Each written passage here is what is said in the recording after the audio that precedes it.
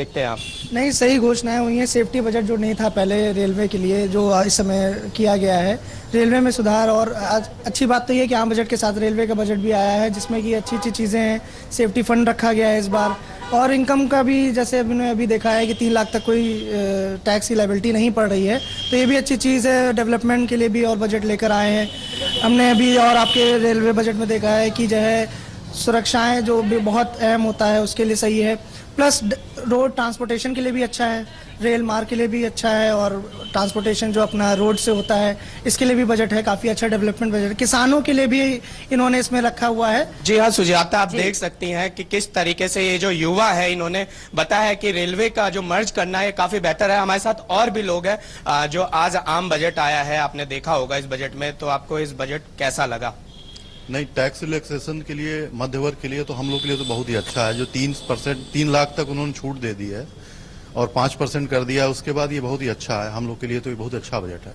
कहीं ना कहीं आम लोगों को जो टैक्स रिलैक्सेशन मिली है उससे काफी खुशी है इस बजट को लेकर। आपको बता दें कि उत्तर प्रदेश में अब चुनाव है और ऐसा बजट आना कहीं ना कहीं आम लोगों को राहत दे रहा है। इसके साथ आप इस बजट को किस तरीके से देखते हैं?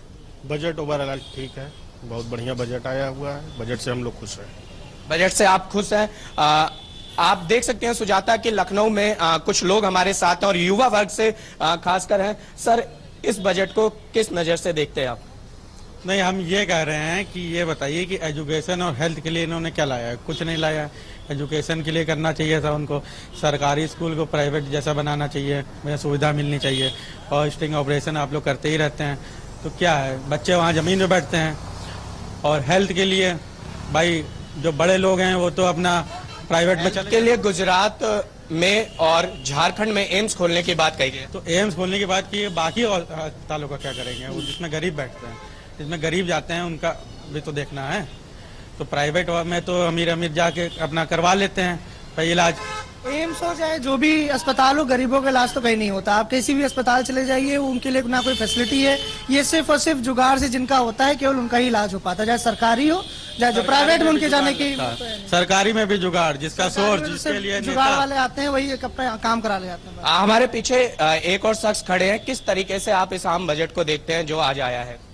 सर, इसमें जो है हेल्थ के लिए कुछ नहीं हुआ है। आदमी दवा इलाज के लिए तो बहुत ज़्यादा परेशान है। तब मैं अभी यहाँ गया था बलरामपुर में, तो वहाँ पे कोई सुनवाई नहीं है किसी भी शख्स की। जिसका अपना जुगाड़ है वो तो अपना निकल के अपना काम कराता है, और अगर जो कम जानकारी है, जिसको जो गांव देहात से आता है, तो वो बिल्कुल पागलों की तरह खड़ा रहता है, उसको कोई पूछता नहीं है। इस बारे में कुछ करना चाहिए सर। आप देख सकते हैं सुजाता कि कुछ लोगों ने बजट को लेकर जहां एक तरफ खुशी जाहिर की, तो कुछ लोगों ने बजट को लेकर खासकर स्वास्थ्य और शिक्षा को लेकर सवाल उठाए हैं। बिल्कुल निशांत, आप हमारे साथ बने रहिए और दिनेश हमारे साथ बने हुए। दिनेश, मेरे जहन में भी लगातार ये सवाल उठ रहा था कि जब भी हम हर साल ये सोचते हैं जिस तरह का हमारा देश है, जो एक डेवलपिंग कंट्री है, भले तो लोग सरकार के साथ हैं, इस तरह सवाल ये है ना सुजाता कि जब वोट देने की बारी आती है, देखिए वोट ग्रामीण इलाकों में भी घूमा था पर मेरी किसानों से, मजदूरों से नोटबंदी को लेकर बातें हुई थी, जिसमें सबसे अहम चीज पाई थी कि आज भी उत्तर प्रदेश के कुछ गांव में प्रॉपर तरीके से बैंकों में पैसे का वितरण नहीं हो रहा है,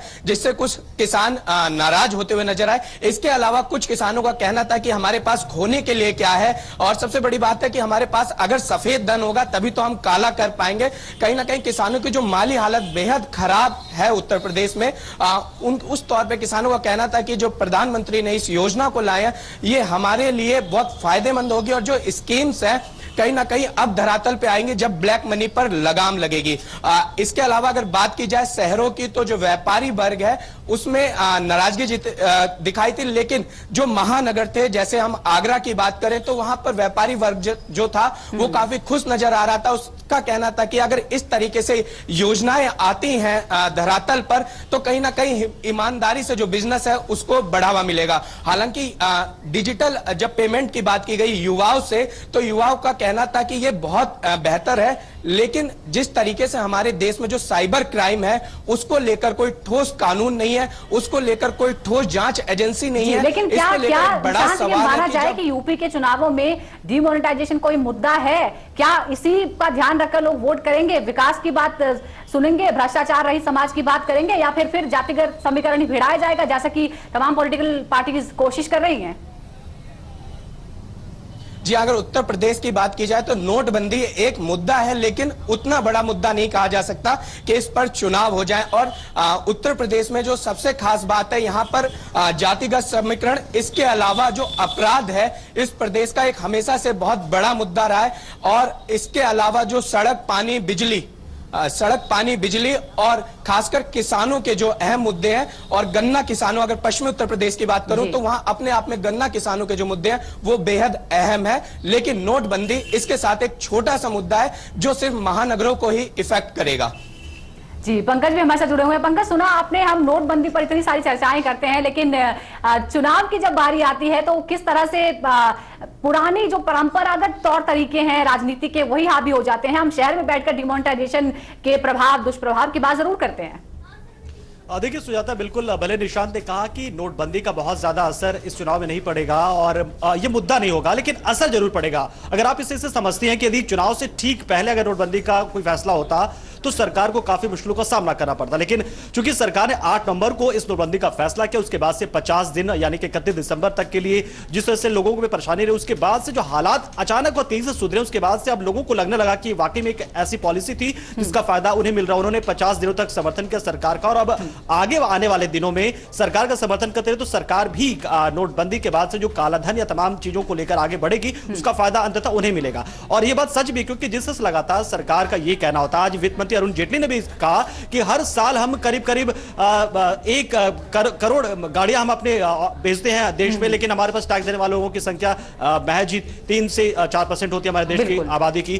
तो लोग इस बात को समझ रहे हैं कि हमारा पैसा और तफसील से बता देते हैं ये, और ये बड़ा चौंकाने वाला है। 3.5 करोड़ कुल टैक्स देने वाले लोग हैं जी, और उनमें से वो लोग जो ये माने कि वो 10 लाख से ऊपर कमाते हैं साल भर में, वो था। बिल्कुल, नोटबंदी के बाद से जिस तरीके से चुनाव में पैसों का प्रयोग होता था कहीं छुपे तरीके से, अब वो भी किसी जगह को छोड़कर नहीं देखने को मिल रहा है। इसके अलावा जिस तरीके से चुनाव आयोग की सख्ती है इस बार उत्तर प्रदेश में साफ तौर पर देखने को मिल रही है कि चुनाव में जिस तरीके से धन और गाड़ियों के काफिले निकलते थे वो पूरी तरीके से थम गए। पोस्टर भी कुछ जगह है, और सबसे बड़ी बात, नोटबंदी के बाद जो दूसरी राजनीति, हालांकि बीजेपी की बड़ी रैलियां जरूर हो रही हैं, लेकिन जो दूसरे राजनीतिक दल हैं उनके आप खुद ही देख रहे होंगे कि रैलियों में कमी आई है बड़े स्तर पर। और इसके अलावा आम लोगों की बात की जाए तो उनका भी कहना है कि नोटबंदी के बाद जो राजनीतिक दल पैसा बांटते थे कहीं ना कहीं चोरी छुपे, अब वो भी पूरी तरीके से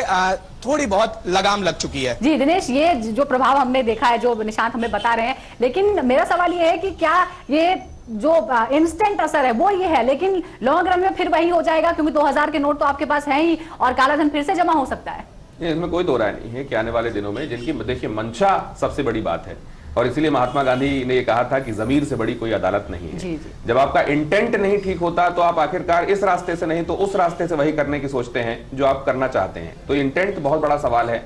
क्या सोसाइटी के तौर पर, देश के तौर पर, क्या यह हमको सोचना होगा कि हम अपनी मंशा आने वाले दिनों में बदलें? और सुजाता, इसीलिए JK 24/7 न्यूज में हमारी जो टैग लाइन है वो यही है कि be the change that you want to see around in your society. आप पहले खुद वो चेंज बने, खुद वो परिवर्तन लाएं अपने अंदर जो आप चाहते हैं। अकेले नरेंद्र मोदी से कह देना कि तुम कालाधन ले आओ। अब आप ये बताइए कि वो लोग जो भ्रष्टाचार के खिलाफ आंदोलन के समय, अन्ना हजारे के आंदोलन के समय, इंडिया अगेंस्ट करप्शन के समय रामलीला मैदान में जुटे हुए थे, क्या उनमें से कभी किसी ने 1 रुपए की रिश्वत नहीं ली होगी, ना दी होगी?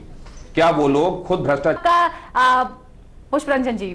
जी धन्यवाद। जी, बजट की हम बात कर रहे हैं, किस तरह का बजट? सबसे पहले बहुत ही सीधे शब्दों में, क्या ये बजट लॉन्ग रन में प्रभावशाली बजट है, या फिर सिर्फ इसे आज का बजट समझा जाए और फिर इंतजार किया जाए कि अगले साल क्या होगा? नहीं, इस बजट में बहुत सारी चीजें जो सरकार की प्लानिंग भी दर्शा रही है कि सरकार अब आके